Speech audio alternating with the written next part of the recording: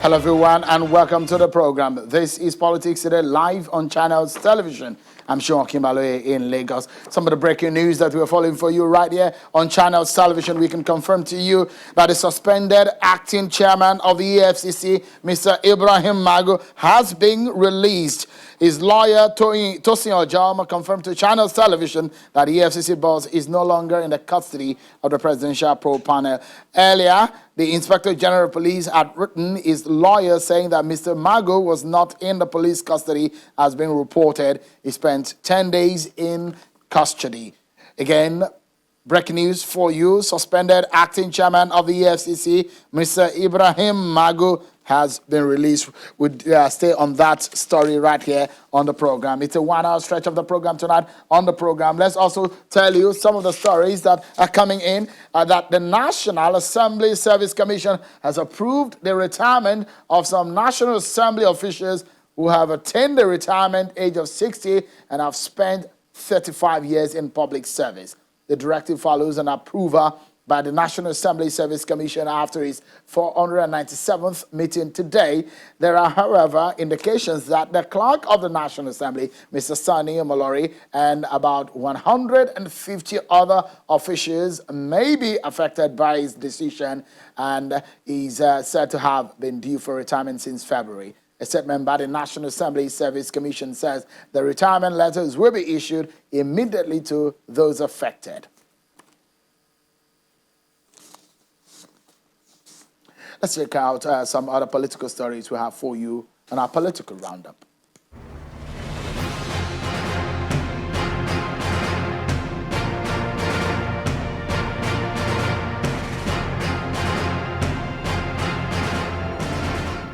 A virtual meeting of the Federal Executive Council held today at the Council Chambers of the State House, Abuja, presided over by the President, Muhammadu Buhari, the Vice President, Yemi Osinbajo, Secretary to the Government of the Federation, Boss Mustapha, Chief of Staff to the President, Ibrahim Gambari, and National Security Advisor, Major General Babagana Monguno, retired, as well as 9 ministers who were physically present at the meeting. The head of the Civil Service of the Federation, Dr. Folashade Yemi-Asan, and other ministers are participating virtually before the meeting commenced behind closed doors.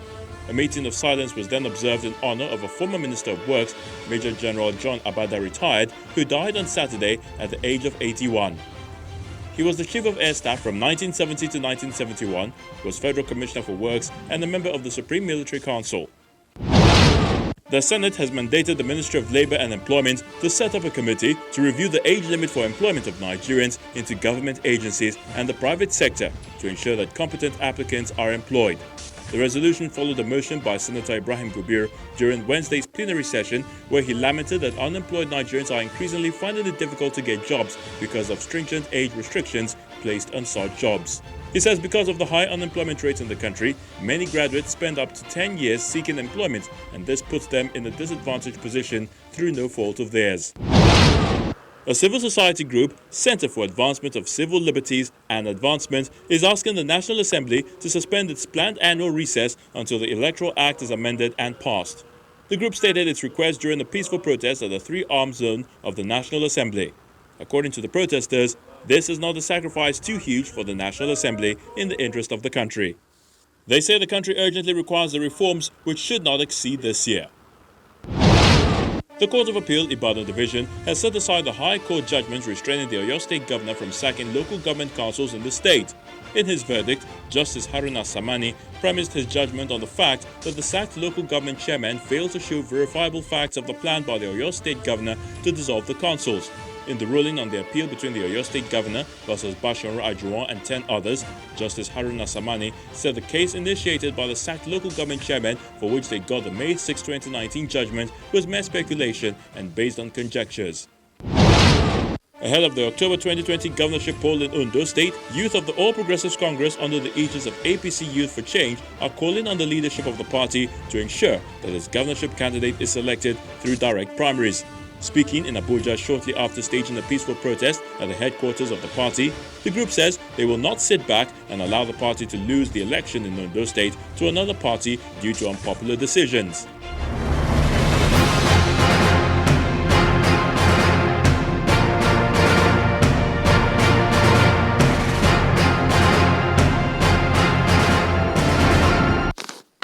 Thank you so much, everyone, for staying with us. The breaking news that we have for you and monitoring for you right here on Channels Television, that Mr. Ibrahim Magu has been released from custody, has been there for 10 days after he was arrested a few days ago and been scrutinized over allegations leveled against him. But earlier today, the Inspector General of Police responded to the letter by the suspended acting chairman of the EFCC, Mr. Magu, seeking his release from detention. In the reply, a letter addressed to Mr. Magu's lawyers, the IGP explained that Mr. Magu is not being investigated by the Nigerian Police Force and is not being detained by the police. According to the IGP, Magu is in the custody of the presidential panel, which is investigating the activities of the EFCC. He asked the lawyers to redirect the request to the chairman of the presidential panel for appropriate attention. Mr. Magu has been in detention since the presidential panel probing the EFCC under him commenced investigation into the activities of the agency following allegations of fraud against him by the Attorney General of the Federation. Channel Television obtained a copy of that letter written from the office of the Inspector General of Police to the lawyers of Mr. Ibrahim Magu. And that story will stay here on it for you right now. Let's speak with the President's Media Advisor and Media and Publicity, Mr. Femi Adesina, joins us now. Thank you so much indeed, Mr. Femi Adesina, for joining us tonight. I know it's been a long day. It's a fact day. Thank you for creating time. But let's quickly get out some information, if we may, on Mr. Magu. The Inspector General of Police said he wasn't in his custody, so he was perhaps with the presidential probe panel. What can you tell us about his being in the villa?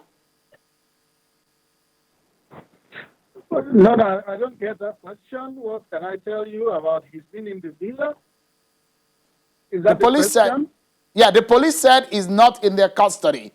He's been in the presidential villa, isn't it? No. That's not to my knowledge. To my knowledge.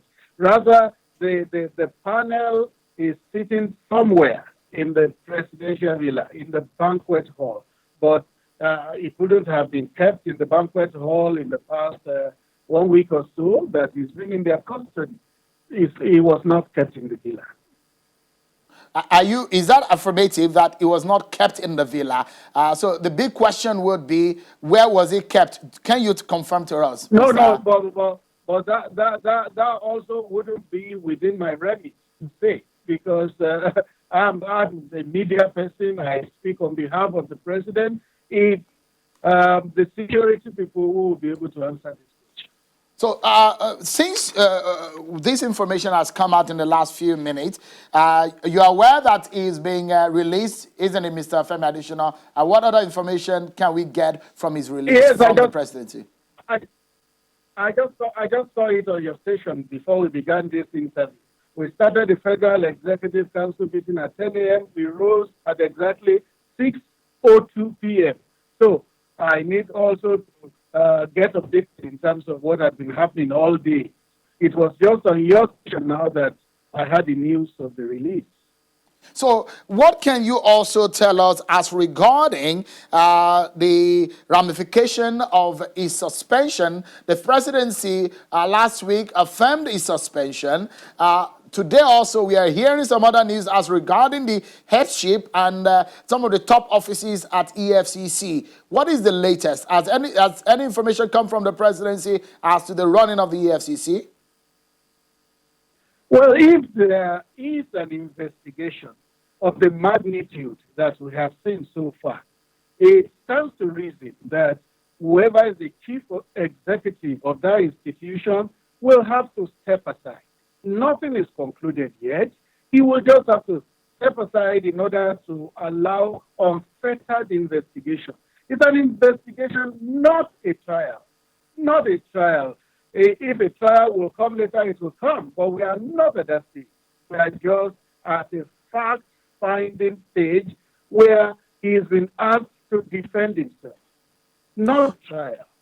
So since last week, when the presidency came out for the first time about Mr. Magu's case, what can you tell Nigerians as to what the presidential probe panel has found out? Because a lot of people are worried about the anti-corruption war of President Muhammadu Buhari. there's no need to be worried about the anti-corruption war. In fact, what is happening now will rather strengthen the anti-corruption war. Instead of some people trying to pick holes in the anti-corruption war, they should rather applaud the president for taking a decision that the person who is like the linchpin of the anti-corruption war is being asked to answer questions. That shows that anybody can be called to answer questions. Nobody is above scrutiny. And like I said earlier, Mr. Magu is not being tried, at least not yet, because what lawyers call a prima facie case has not been built against him. It's rather going through investigation. So it's a plus for the anti-corruption war rather than something that will reduce the bite and impact of that war. Stay with us, Mr. Femi Adesina. I've been joined also by the lawyer to Mr. Magu, who joins me from our Abuja studio, Mr. Tosin Ojaoma. Thank you. Your war or the fight to bring out your client, Mr. Magu, seems to have succeeded. At least we understand that he's been released. You confirmed that to us tonight. And you were saying that Mr. Magu shouldn't have been detained more than 48 hours. Is that true? Yes, Sheung, we are in a democratic society, and we didn't expect, because Mr. Magu submitted himself voluntarily to the panel when he was called upon. So it was not expected that he would be detained for so long. But by and large, we thank God that he has been released today. Was it a case of he submitted himself voluntarily or he was arrested? On that day that he was arrested, if I can remember, it seems to be on the 6th or the 7th of July that he was arrested. He was coming out of his office. He was going to the police headquarters or something when he was accosted and arrested, isn't it? There's a difference, if you can clarify for us. No, what I will say is that, when you say arrested, I would not subscribe to that. He was invited. He was met and they gave him an invitation. And, because Mr. Magu is a law-abiding citizen, he immediately honored the invitation and followed the people that came to submit the invitation to him. Even though it was an impromptu invitation, because of his respect for the office of the president, he has to follow them, and he went there and submitted himself to the panel for the fact-finding mission that the panel has set out to do. What can you tell us about your client and some of the information coming out? We understand they're coming out from the presidential probe panel about the magnitude of some of the allegations leveled against him, the kind of monies that were said to have been missing, and some of the allegations that are being raised. Are you worried or is it concerned about some of the issues since he got into office in 2015? Yeah, Sheung, if I tell you that I'm not worried, then I'm deceiving myself. I'm really, really worried, because most of this information that are flying around in the media are just concocted and a plot to malign and damage the image of Mr. Magu. There is nothing. The issue of he was found with money. Mr. Magu doesn't sign money. He doesn't sign checks. He doesn't sign checks in the EFCC. So all this, from all the indication, it is obvious that some people are at work and they are just out to destroy Mr. Magu. But I've always been saying that Mr. Magu will come out of this thing victorious. There is nothing. Yeah, his house was searched. Nothing incriminating was found there. The next thing we saw in the media is that golden resources, funds, and a huge sum of money was found in his house. Nothing of such happened. And most of the things they said that happened in the panel are not, they are just fabricated lies, just to destroy Mr. Magu. And also, let me also let you know that up till now, he has not been confronted with any allegation. He has not been compared with any petition. So I'm just sure where those people are getting all this information from. What with time we tell. That's what I would say. Mr. Ojaoma, for someone, if you can perhaps speak to this, the remitted, looted funds to the federal government. The former Minister of Finance, Mrs. Kemi Adeosun, the Minister of Justice also had raised similar issue about the remitted funds and the books that they did not tally. Yes, so I'm sure you read the reportage in the Punch newspaper on Saturday, where it was mentioned that even the AG himself was even giving authorization for sale of some of these forfeited assets. It was clearly written there. So, and I said it before. I said, issue of recovery is an ongoing process. It's an ongoing thing. And don't forget the fact that the amount that was remitted, according to them, the amount that was remitted was more than the amount that he mentioned to the public. So which means, it means that after the announcement, more recoveries were made and it was remitted. So Instead of this there man is to be another celebrated for issue. these actions, it's now being condemned. Yeah, you are raising issues as regarding how Mr. Magu has been kept. But are you aware about the procedure in the Nigerian police force for a serving police officer, and the issue of whether the police officer has a right under law to sue the IG or to sue the police force when he's being kept for questioning? Are you aware about the procedure? Very well, Chiung, I'm aware. The section that has been flying around is the provision of Section 35 sub 7B of the 1999 Constitution of the Federal Republic of Nigeria as amended. What the misconception is that some people have been saying that a serving police officer can be kept for 3 months. That's not true. What the provision is saying is that the person, after the person has been found guilty, sentenced and found, after the person has been found guilty and sentenced, the person cannot be sentenced for more than 3 months in custody. Not that a person who has not been tried. Mr. Magu is not on trial. Just like Mr. Femi Adesina said, that Mr. Magu is only facing a fact-finding committee, a All right, so fact-finding panel. Mr. Ojama, So, in all of the issue this, in the last 10 days, so briefly, Mr. Ojama, in the last 10 days that Mr. Magu has been kept in custody, did you pick any hole in the manner he has been treated or in the manner the proceedings of the presidential probe panel has gone? No. Well, for me, what I would just say that the only thing that is of concern is the fact that his security details have been with somebody who has embarked on this magnitude of war against corruption. You can imagine the number of tolls that he has stepped upon.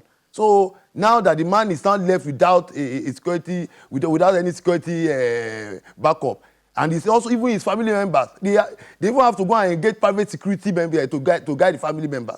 So you can imagine that is one of my concerns. Are you, Mr. Ojama, clarify what your stance is for your client? Are you saying that your client has not been well treated by the presidential probe panel in the last 10 days? I can assure you, I will tell you that I'm not happy that he was kept in custody, because it shouldn't have happened in the first place. Is it illegal? Yes, it's not just about Magu. For any Nigerian to be kept for 10 days without a court order, it's not a legal action. Mr. Adesina, you heard that what the lawyer to Mr. Magu said. He said it's illegal to have kept his client for that long. How would you react to that? Well, that would be a matter for legal minds. I am not one. And I cannot just pontificate on that. If anything illegal has been done, there are ways to seek redress for it. But I think it's in the best interest of everybody, including Mr. Magu, for the panel to have invited him to hear his side of the story. I can tell you on authority that before this became a public issue, the panel had been sitting for weeks. And when the panel established some grounds for Mr. Magu to be invited, the president then gave approval for him to be invited. And he was invited and he came. It will contrary to all sense of natural justice if they had turned in the report without giving him opportunity to defend himself. So I think what has happened thus far is just the right thing to do, according to law, according to justice, according to fairness and all that is right. Because one thing on one hand is the manner in which the communications around how Mr. Magu has been kept and the issues surrounding a scrutiny and investigation, which has been hush-hush, and a lot of people are wondering why that has happened from the presidency. And the second thing will be the fact that can you detain a citizen of the country more than the stipulated time that the law permits, Mr. Additional? Well, it was the question you asked earlier that I answered that I have repeated in another way. It's only legal minds that can address that, not a media man. No, because Mr. Adesina, apologies. You're a senior member of this profession, journalism, and in that, a lot of people who have read your write-up will see how you wrote about justice, fair play, and the issues of human rights. So, legally speaking, a lot the inference have been drawn into how long Mr. Magu has been kept, which is his lawyer said is not right. So, would the president have kept him illegally for that long? Is it right? You said the president has kept him. I'm not aware of that. The president gave the panel a mandate, and the panel is doing what is fair and just concerning Mr. Magu. It may have been in his own interest for him to appear to defend himself. And you see, when you are answering to charges of such magnitude, you then are not left, for instance, to go back to your office or back to your home where there could be documents that will help the process. So it's just all in the interest of the unraveling the facts and being fair to all parties concerned. All right, Mr. Ojomo, what is now left for you now that your client has been released? Are you going to be pushing for him to be reinstated into office?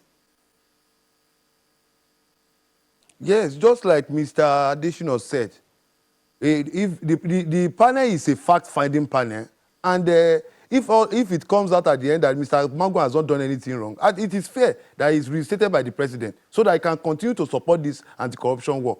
Because you can see it is based on Magu's achievement that has earned this country a lot of awards abroad as a leading country in the fight against corruption. So, and I believe that the president will always want to sustain this progress that we have made in terms of anti-corruption in Nigeria. Mr. Tosin Ojomo, lawyer to Mr. Ibrahim Magu, thank you so much indeed for joining us. And Mr. Femi Adesina, thank you so much for sparing this time. I know you've had a long day after FEC. Thank you, Mr. Adesina, for your time tonight. Pleasure. So, let's go to Edo State and the politics ahead of the governorship election. So, Mr. Osage Ize-Iyamu, the candidate of the All Progressives Congress in Edo State, has described as irresponsible the display of videos involving Governor Umaru Ganduje of Kano State, who is the chairman of the Edo State APC governorship campaign organization. The video was displayed on a digital board in Benin City around the Ring Road. In a statement released by John Mayaki, the Director of Communication and Media of Ize-Iyamu Campaign Organization, Ize-Iyamu said it is hypocritical to embark on such an act. That matter has generated controversies. The PDP, on the other hand, is now accusing Mr. Ize-Iyamu of plagiarism of his newly released campaign manifesto. Let's get talking, everyone, shall we? Tonight, we have representatives of the two sides of the divide, the representative and the advisor to Governor Baseki of Edo State and a member of the candidate of the PDP here in Lagos, Mr. Adaze Emwanta. Thank you so much for joining us tonight. Thank you for having me. From our Abuja studio is the representative of the APC campaign organization, a lawyer, Mr. Daniel Boala, who is going to be joining us pretty much. But there is something I'd like to show you quickly before we get into the conversation about Mr. Magu and his journey so far. Just before we get into that conversation, let's take a look at how Mr. Magu has come up until this time. Mr. Magu, of course, a 58-year-old man who joined the Nigerian police force in 1990 and in November 2015 was appointed as EFCC chairman, and in December 2016, the Senate of Nigeria refused to confirm him as EFCC chairman. On the 6th of July, Mr. Magu was arrested by the presidential probe panel, which began his grilling afterwards, and on the 10th of July, the presidency affirms Mr. Magu's suspension as the acting chairman of the EFCC. Some information for you to chew on based on the conversation we just had. So let's get into the Edo politics. Thank you so much, Mr. Mwanta. And now Abuja studio is Mr. Daniel Buala, who is going to be speaking on behalf of Edo APC campaign organization. Thank you so much, Mr. Buala, for joining us tonight. So perhaps because the APC is alleging that this is not fair on them, Mr. Buala, maybe we should begin with you. The purported video that was seen, which of course we understand that is no longer there, but it was seen for a few days in Benin City on Ring Road, and your party has come forward to say that is irresponsible. Shoot first, if we may, and let's get the conversation started.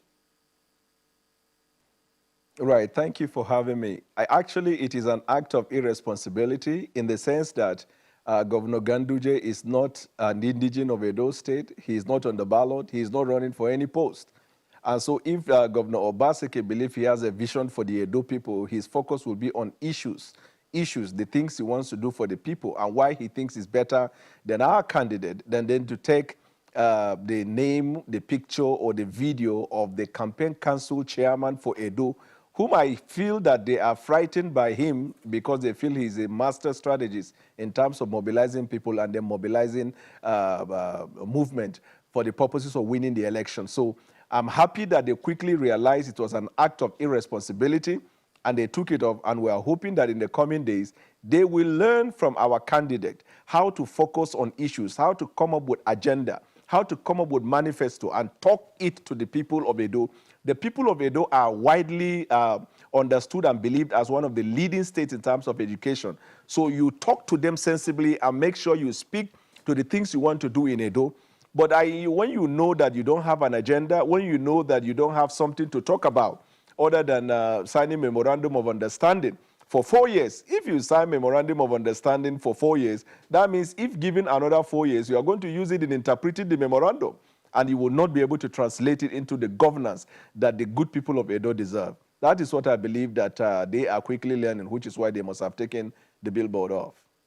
What bothers your party, especially the campaign organization, about that video? Does the video deter you in any way? Why does it give you a worry? No, it has not given nobody worried, but you know, who cares? I mean, who cares? The only reason why they themselves had to take it is because they quickly realized it's an act of irresponsibility. For God's sake, is Governor Ganduje indigene of Edo? Is Governor Ganduje running for office? It is just like APC to then come and then say, because their campaign chair is Governor Wike, then they begin to display and then play some of the tape, audio tape of his conversation during his election. When he was promising money, he was venting heaven and earth if he doesn't win and all that. I mean, he is not candidate in Edo, so nobody has time to then start playing this is tape. We are focusing on Governor Obaseki, the governor who has certificate problem, the governor that the same party he has gone to were the first Nostradamus or Christopher Columbus in discovering his certificate problem. That's what we are focusing. We are speaking to him against what he has done in Edo. Apart from painting stadium, what has he done to the good people of Edo? And so if you look at, for example, Pastor Izeyamo, I have not read anywhere where he got distracted or he tried to throw jibe on things that are not sensible and not direct. He came up with a clear-cut agenda that he simply called it simple agenda that is smart. All right. S for security, I for infrastructural development, M for manpower development, P you have for public-private partnership, L for leadership by example, and then E for employment. And when you come to SMART, you see where he defined them. So, Mr. Buala, so let me give, Let's one after the other. Let's get the rocks one after the other so that we can have a clarity on the conversation. And I like that in this conversation, let's try as much as possible to run away from mentioning other parties that are not present here. And thank goodness that both of you are lawyers. You've mentioned Governor Wike and allegations of audio tape. We are Channels Television. Those are your words, and we are Channels Television. Those are not related to us in any way. So let me allow Mr. Adazi to respond to some of the things that Mr. Boala said and the concerns of the APC in this matter. First and foremost, was there any video there put up by the Edo government in Ring Road? Nothing can be further than the truth. It's very unfortunate that they make such wide allegations. It is not the business of Edo State government to re-echo what is already viral. Of course, what they are saying, I think, may have to do with the video which went viral, I mean, before the 2019 general elections of the governor of Kano stuffing, wads, of dollars in his Babariga. Purported video. Purported video. So if it is purported, he's a lawyer just like me. The truth is the veracity of that video. I really don't know who put up that, and I think it is within the right of every Nigerian to, in whatever manner, express themselves. Just the way viral videos have gone on the simple agenda of Pastor Izeyamo. And of course, that video is to the effect that the simple agenda was launched by Dr. Don Pedro in 2015, who was, at that time, a gubernatorial candidate. Let's clear the issue, because we will come to some of these campaign issues before shortly. So the video on that digital billboard in Ring Road, in Benin City. Ring Road, of course, you are very familiar with Ring Road in Benin City. It's at the center of town. That particular billboard belongs to the government, isn't it? It's not true, because that billboard is a commercial billboard within the National Museum premises. Okay, so it's not for the state government? It is not owned by the Edo State government. So in that case, the state government is saying that you do not know anything about it? Of course, just the way, I've not even seen that particular, because I've gone through Ring Road severally, just the way you have heard and just the way they are saying. That was how we heard that there's a video. I mean, there's this billboard that carries a viral video, which is everywhere. It's something that took up a national discourse, if that was right or wrong. And when you look at the times, the EFCC chairman is undergoing some form of scrutiny, and the major thrust of this government is anti-corruption. So for me, our interest as a party, and as a party presenting a very viable candidate, is that why do you appoint such a person as a campaign chairman? What impression are you creating? It's a political irony. So if you are fighting corruption, has a problem with... No, we don't have a problem with him, but it makes our campaign easy. When you put somebody who represents what they call corruption, official corruption, as the chairman of your campaign, it explains the message you are sharing. I will come back to the fraud that was perpetrated in using another man's idea, of course, which is plagiarism. I will ask you that question shortly. Has the government investigated that scenario? There should be a report, because there's really nothing to investigate. There should be a report. Has a formal report been made? The answer is no. And is it the duty of the government? It is the duty of the security agencies. If people have issues with that video, they know what to do. Do you think that this campaign has started on a good footing? I would say yes, because we have started on a good footing. We had a proper primaries where a candidate emerged. And of course, the APC, we don't know if they have a candidate yet, because the matter is in court. They didn't have primaries.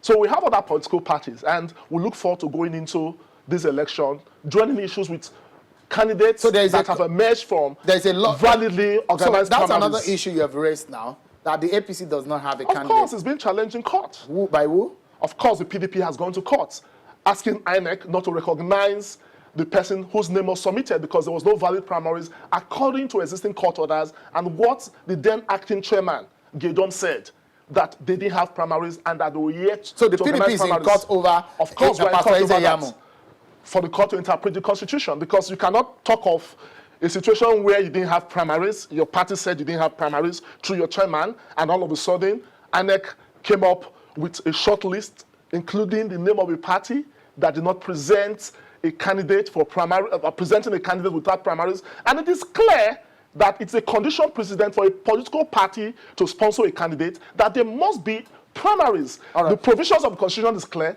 Section 87 of the Electoral Act talks about primaries, and the word shall was used, mandatory. Yeah. There's another party, NRM, whom I understand also is suing INEC and the APC as regarding the candidate of the APC.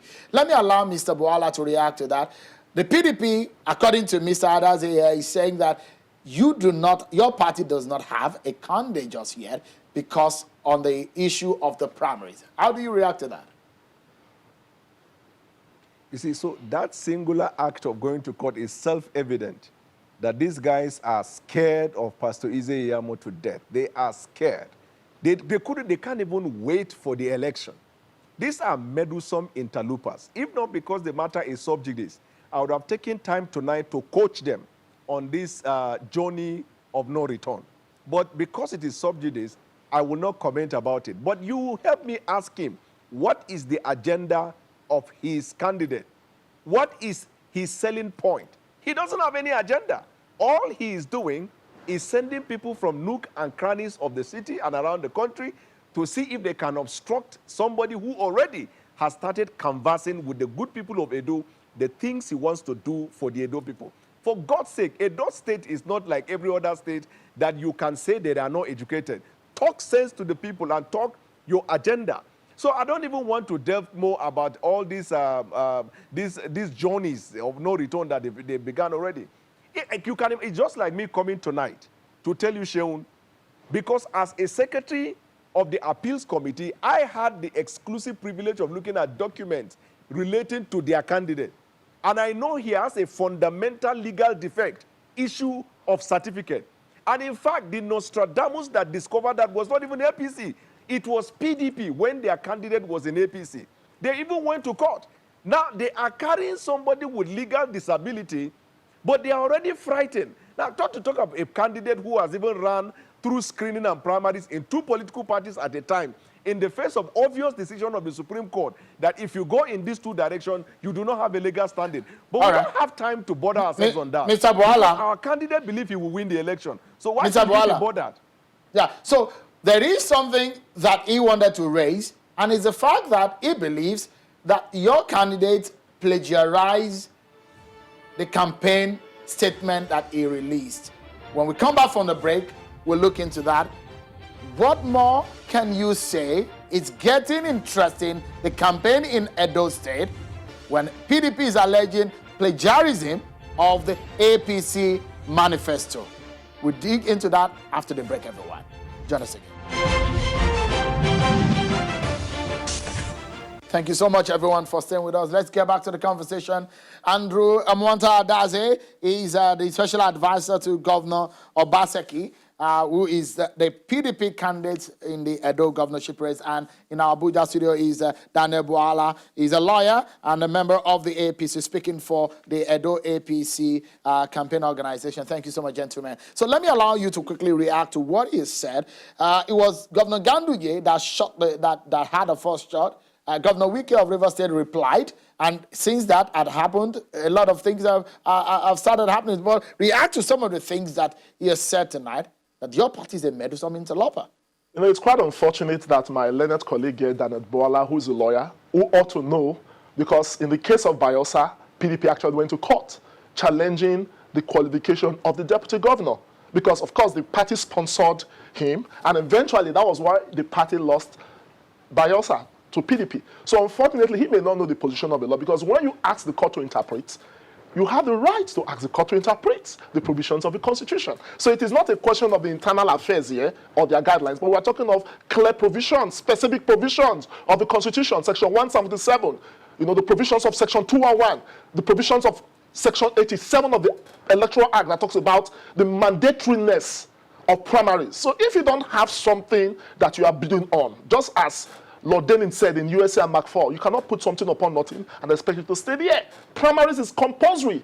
It is not an internal affairs. It is a requirement of the Electoral Act. And what is even more, party affair. It is not. It's not about. It's a mandatory provision of the law. I understand. So I'm asking. It's like bringing a goat to contest because it's the party that is sponsoring the goat. It must be a human being. Okay. It must be a Nigerian. It must meet the provisions of Section 177 that gives the criteria Section 201 that gives the criteria, Section 87 that gives the criteria. Right. So it is not an APC affair. He does not have the facts, just the way he does not have the facts of what happens in Edo. We are the players in Edo. It's like someone who says he's a Manchester fan watching a live match from Old Trafford Bar in Gwagwalada, and that is the role he has now, because I'm a player. All right. So you're talking He's about the simple agenda of the candidate of the APC, Pastor Ibrahim Magu. That's what you wanted to talk about. Of course, plagiarism, because in 2015, Don Pedro, who was the very first person that indicated interest to run for governor, went to London. He launched his simple agenda. Ben TV carried it, and that video has gone viral. Every word in that agenda was copied by Ibrahim Magu in 2016 without any form of reference to its source. Letter for letter, word for word. It shows that he's bereft of ideas. Do you have a copy of It's that clear. manifesto here? Of course, simple agenda is everywhere. Just the way they talk of billboards is on all their billboards scattered around Benin. Word for word, it was Don Pedro's idea. That is political Don Pedro is an plagiarism. ally of Governor Obaseki. At the time, they were together. No, I'm talking now. Presently. Don Pedro is an ally of Presently. Governor Obaseki. Presently. And did he give that manifesto to Pastor Ibrahim Magu? You know, when you thief something, right? When you steal something, the owner will cry out. And Don Pedro is currently crying out that this is my idea. This man does not have any manifesto, it is my idea. So what you have now is that Ibrahim Magu is presenting a tabula rasa to Edo people, because you cannot claim Mercedes if you are not the manufacturer. It is a family. So simple idea belongs to the Obaseki family, Don Pedro, which Ibrahim Magu is now trying to ride on. He has no idea that is different from what he could not provide for the 8 years he said Donald Okigbenedion. So if you talk of a simple idea, how come we didn't have simple idea for those 8 years? All right, let's allow Mr. Buala to respond to, so you've talked about the agenda and the simple idea of manifesto of your candidate, but you heard the allegation that it was plagiarized. Well, Shaun, I just hope you will give me enough time that you gave him to be able to respond to many issues he has raised. Let me start, first of all, with that issue that he talked about, those sections. Save the section. After election, you can cite the section. Don't distract the Edo people from the election that is coming. And there is no time for us here for me to demolish this is argument that has no legal standing. But let us now talk about the issue of the plagiarism he's talking about. You see, I have a law firm, and I have staff that work for me. Now, if I give instruction that I'm writing an article in this day newspaper, and I give them a topic to work on it, and when they finish, I have it published, it is my intellectual property, because they are under my employ. They submit their right to my right, and I instruct them, I give them skeleton. And you heard him saying that at that time, Don Pedro was with Pastor Ibrahim Magu. Now, I am not even agreeing or conceding, but I'm just giving you example, even on the evidence of what he is saying. Does he know that for you to be able to raise the issue of plagiarism, that article or that book or manifesto must be protected? Is that manifesto is talking about registered? Does it have ISS number or ISBN number? That is number one. Number two, as regarding the thoughts that are there, if when he was with Ibrahim Magu, he came up with this thought that this, my learned friend, he said Ibrahim Magu copied.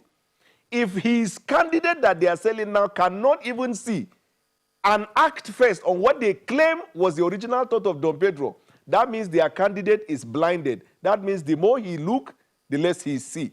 And that means there is no way they can have idea to bring up agenda that they will sell to the good people of Edo, other than to look for a destructive strategy to talk about mundane things and things that have no bearing.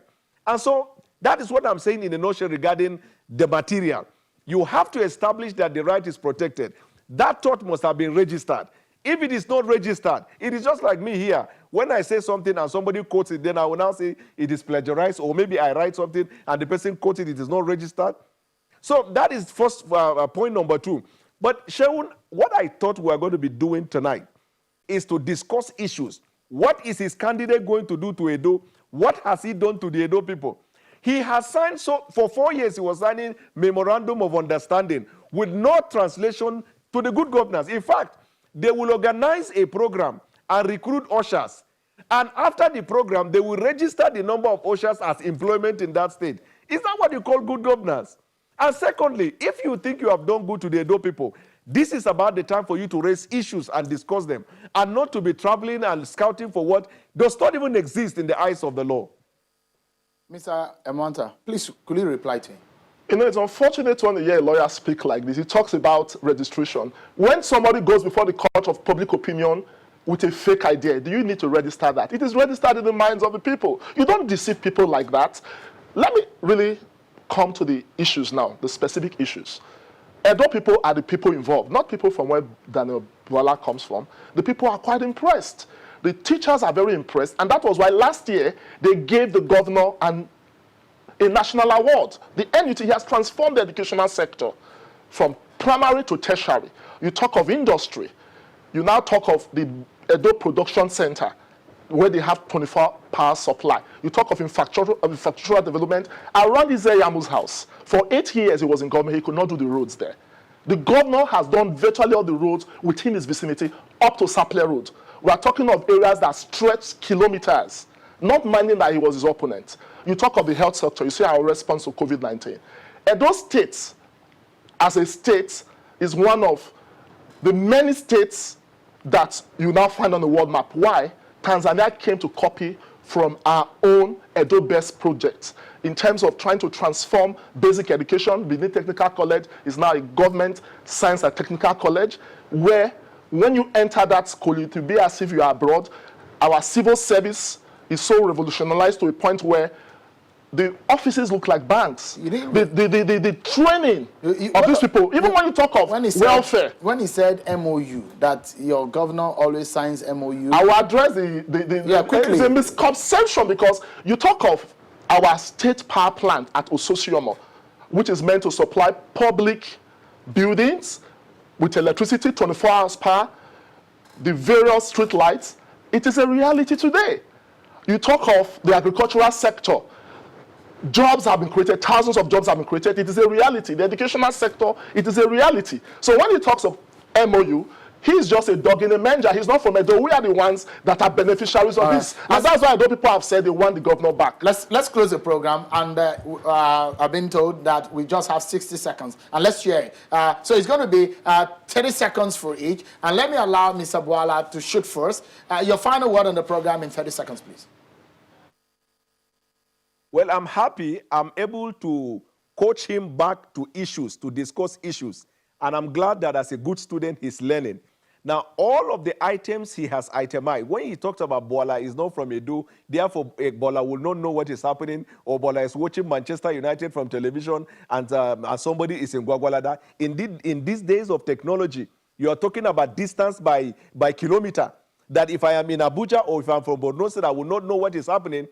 Sheun, I ask that you tell him from tomorrow, let them begin to display in television those things that he is saying tonight that they brought as development. How can a governor revamp education and college when he cannot even produce a certificate with a letter heading of the college he claimed to have graduated from? When there are inconsistent in terms of the date and when he graduated and when he went to the university, how can you transform that? Your 30 seconds, something better than that. Your 30 seconds is over, Mr. Bwala. Your 30 seconds starts now. It's very easy for me to present a candidate who Edo people have embraced because he is not one of those that has a social contract. I have a social contract with him, and you have over 4 million Edo people. They have a candidate who plagiarized an agenda which is not his, which is serious fraud, and he sings, and his aspiration sings faster than the Titanic song of 1912. And in 1912, that was an incident. 2012, he was the DG of Oshomole's campaign, and that's what Izeamu does. A political jobber. He wants to make money, and that is why he's running for governor. He wants to make money. Thank you so much. Elections has come, he wants to make money. Interesting. Both of you are lawyers, one way or the other. One is tutoring the other, and the other is also saying he's tutoring the other, but it's an interesting conversation that going forward. Thank you so much, Mr. Daniel Bwala and Mr. Adazi Mwanta. Thank you so much, gentlemen. Thank you for having me. Well, that's our show for tonight, everyone. Many thanks for watching. I'm Sean Kimale. Bye for now.